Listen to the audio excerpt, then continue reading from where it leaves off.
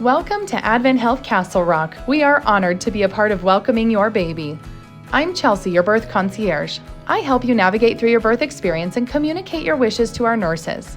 Here's a brief overview of what to expect here from arrival to discharge. If you think or know you are in labor, call your OB or midwife's office. Even after hours, call their main phone number, listen to the menu options, and choose the option to speak with their on-call provider. They will notify the hospital that you are coming so that we are prepared for you when you arrive. Scheduled inductions or C-sections do not need to call ahead if they are coming at their scheduled date and time. For check-in, all patients, whether you are scheduled for an induction or C-section, are here for a labor check, or are in labor, park by the emergency room entrance off Limelight Avenue. This is marked well with red signs. Enter the hospital through the ER doors. The receptionist at the desk will sign you in. After check-in, you will either walk to or be pushed in a wheelchair up to labor and delivery on the 3rd floor, depending on your needs at the moment. When you exit the elevator onto the 3rd floor, you will be in the waiting area. Visiting hours are 8 a.m. until 8 p.m. We observe a quiet time from 2 to 4 p.m. daily. There's no limit on the number of guests, but keep in mind that it is important to maximize your rest and bonding time with baby. The rooms comfortably seat 2 to 3 extra people. Our department is 2 separate units, labor and delivery and postpartum. Both units are secured with locked doors both when entering and when exiting. Your baby will have 2 different types of security bands to keep them safe. Mom will labor and deliver baby on the labor and delivery unit where we have 13 rooms.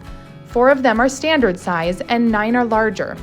Of those 13 rooms, 7 have soaking tubs with a shower head and 6 have walk-in showers with a drop-down bench seat. Room assignment is first come, first serve. Mom will be moved to the postpartum unit after delivery. We wait to move her until after the skin-to-skin time so that mom can enjoy those first snuggles and a golden hour with baby. Let's now review some comfort measures for laboring moms. We provide a labor ball, peanut ball, squat bar, birth stool, and a heating and cooling pad. The tub or shower, depending on which type of room you are in, can also be used for comfort. If you have completed your birth concierge worksheet and returned it to me, you can note your preference in room type by circling whether you prefer a tub or a shower room. Please keep in mind, the tubs are used for labor comfort. We do not do tub deliveries here. You can bring music, aromatherapy, artificial candles, or any other items from home to use as comfort measures. If you have done any labor training, you may have prepared yourself and your support person for massage, visualization and imagery, relaxation and breathing techniques, and walking and changing positions. Our hospital offers nitrous during labor if you wish. We also offer IV pain medication and epidurals for labor pain management. Your nurses can help guide you and make suggestions if you would like. We have an anesthesiologist in-house 24/7. If you would like nitrous or an epidural, anesthesia will provide these and will review a consent form with you. There is also a DEC OB in-house 24/7 in case a patient's OB or midwife is not available and a provider is needed. This specialized labor bed adjusts to different positions for labor and delivery. At birth, we normally put baby up on your chest skin to skin. A nurse will dry them off, place a hat on them, listen to their heart and lungs, and assign the AHCR score. If baby is doing well, they normally stay skin to skin. If oxygen, suction, or heat is needed, baby normally goes to the warmer in your room. Baby does not typically leave the room unless they need to go to the neonatal intensive care unit for more care. Providers typically delay cord clamping, so discuss any preferences with your OB or midwife. While skin to skin, your baby will hopefully be ready for their first feeding.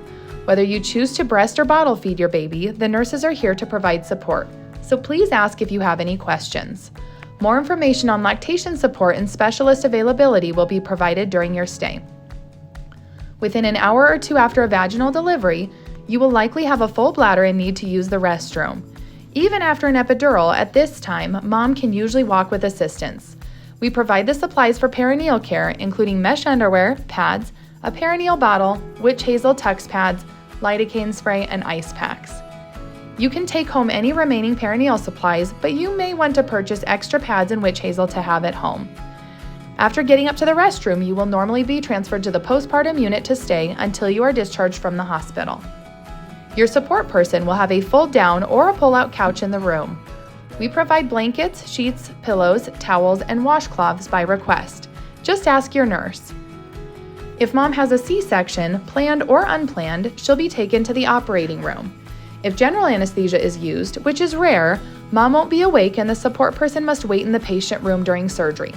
If a spinal anesthesia is placed successfully, mom will be awake and one support person is allowed to join her after anesthesia is placed. They will sit at the head of the operating table. At C-section delivery, cord clamping is usually still delayed a minute or so, then a neonatal nurse practitioner will show you your baby, dry them off really quick on the warmer, where there's a screen for you to see them, and they will bring them to mom to do skin-to-skin time as soon as possible. Under normal circumstances, everyone stays together in the operating room for the remainder of surgery. After surgery, mom is moved to a room for recovery, where her nurse will be at the bedside for about 1 to 2 hours until moving mom to the postpartum unit. Breastfeeding will still be a priority here. On the postpartum unit, when mom is able, a nurse will help her to stand at the bedside and eventually walk in her room and then in the halls. Now let's discuss what to expect for baby after delivery. Within 1 to 2 hours after birth, usually after the golden hour of skin-to-skin time, nurses will check baby's weight, measurements, perform a head-to-toe assessment, and administer newborn vitamin K, the hepatitis B vaccine, and the erythromycin eye ointment. These are recommended by the American Academy of Pediatrics. Contact your pediatrician with any questions about these medications. If you plan to decline any medications or standard procedures, you'll need to sign a declination form. The nurses are here to help, so please ask if you would like education regarding swaddling, diapering, soothing, or anything else. Your room will have a crib for your baby, stocked with care items like diapers, wipes, blankets, and bath supplies. For the hospital stay, pack a blanket, a couple cute outfits for photos and for going home, and your car seat, which can be safety checked at a local fire department. Sleep safety is very important. If you are sleeping, baby must be in the crib and not in bed with you. Always place your baby on their back to sleep. If you are walking baby in the hall, they also must be pushed in the crib. We follow the family-centered care model here, so your baby stays in the room with you throughout your entire stay. There's no nursery for night care, so it's important to have a support person with you on the first night, especially after a C-section. There are a few newborn procedures to expect while you are in the hospital. We routinely delay bathing to give baby time to adjust to life outside the womb. Bathing, if chosen, will be done in your room under a radiant warmer. A technician will perform a hearing screen 12 to 24 hours after delivery. Newborn labs are checked around 24 hours after birth, typically at the bedside as well. These include a heel prick for a bilirubin level and a newborn screen. Results for the bilirubin come back within about an hour, while the newborn screen is sent to the Colorado State Lab. Oxygen levels will be checked as part of a heart screening. Babies won't be discharged until these results are in. You must have a pediatrician chosen before the 24-hour labs are drawn. If you have a baby boy and choose circumcision, this is usually done on the second day of life. He must have had a wet diaper and have had his vitamin K shot at birth.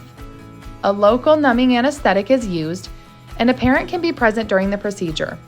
Have petroleum jelly at home for aftercare, and the nurses will review this care with you in the hospital. A Bella Baby photographer will offer newborn pictures, usually the day after delivery. Bring outfits or items you want included in the photos. The photo session itself is free. You'll receive information on purchasing photos after if you wish. We have a 4-bed, level 2 neonatal intensive care unit that typically cares for babies born at 32 weeks or later.